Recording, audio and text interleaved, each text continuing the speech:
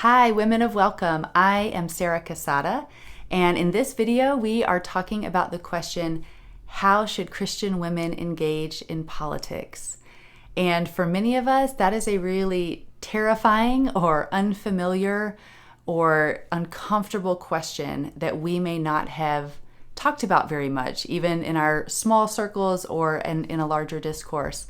I know many of us were raised in situations where the idea of engaging politics seemed messy, seemed very disunified. It seemed like something that was just going to get ugly. And there's some truth to that.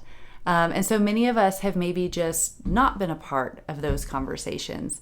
But we in this community want to talk about this. And you may have seen some of our posts this week that we are recommending for your summer reading.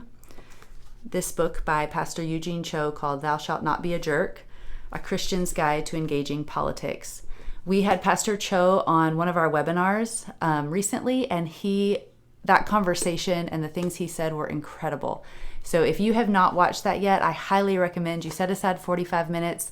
It's available on our Facebook page as well as our IGTV, and you can find that webinar with Pastor Cho. I was scribbling notes. I have continued to ruminate on some of the things that he shared in that time, and it is well worth a listen.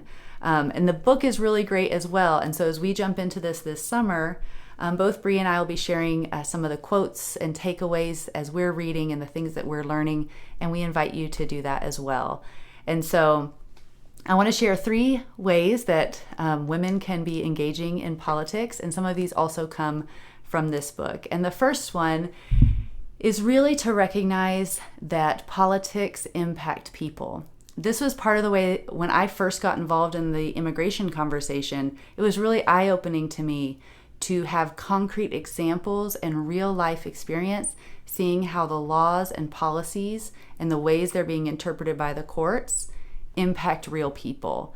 And so I think sometimes we conflate political and partisan, and you can be nonpartisan and still be political, because political is about people. It's about engaging in the ways that our government and our society at large is impacting people as a whole. And so that's a really important recognition, I think, for a lot of us as we step into this conversation. The second thing about engaging in politics is becoming comfortable with the tension. If you have ever tiptoed into politics on social media or even sometimes in real life, you have probably heard pushback. You're too conservative, you're too liberal, you don't know what you're talking about, you're being swayed by such and such an influence, you haven't had this experience, you didn't get this degree. The whole litany of pushback as to why you shouldn't say what you're saying, you're being wimpy, you're being too strong, all of those things. And I love what Pastor Cho writes. It's on page 21. Even it's in the introduction. So even before we really get into the meat, it's some good stuff. And it says, to be a Christ follower is to be faithful amid tension, to stay engaged, to remain hopeful, which I love, to love anyway, to walk with integrity, and to bear witness to the love, mercy, and grace of Christ. That is such a beautiful picture. I think for many of us who, especially if we grew up in a culture where niceness was highly valued, it can be difficult to sit with some of that tension. And so the second step on our path to engagement is becoming comfortable with the tension. Maybe not comfortable, but recognizing that it's there and it will continue to be there. And the third thing I want to say about how Christian women engage in politics is that we do not idolize politics. Pastor Cho talks about that the government is not the end-all be-all solution to all of our societal problems. I don't think that any of us think that's true, but it's important to recognize that while recognizing that how our government governs is important, it is not the end-all be-all. And when we start to put it as that level of importance, then that can become idolatry. And so I hope this is helpful as we start to think about how to engage. First, we have to recognize that politics impact people. Second, we have to make our peace with the tension.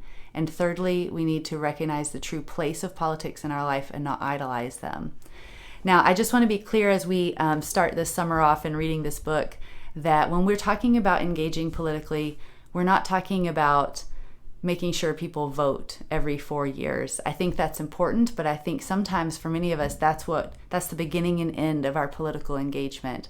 And so what does it mean to engage politically in an ongoing basis, in a local basis, in a countrywide basis, in a global basis? There's all these different ways that we can plug in. And so if you haven't ordered this book, I really recommend it, and I encourage you and invite you to read along with us over the summer. Like I said, we'll be sharing a few takeaways along the way, and I hope that you will find some stuff in it that really meets you where you're at as well. All right, look forward to hearing from you.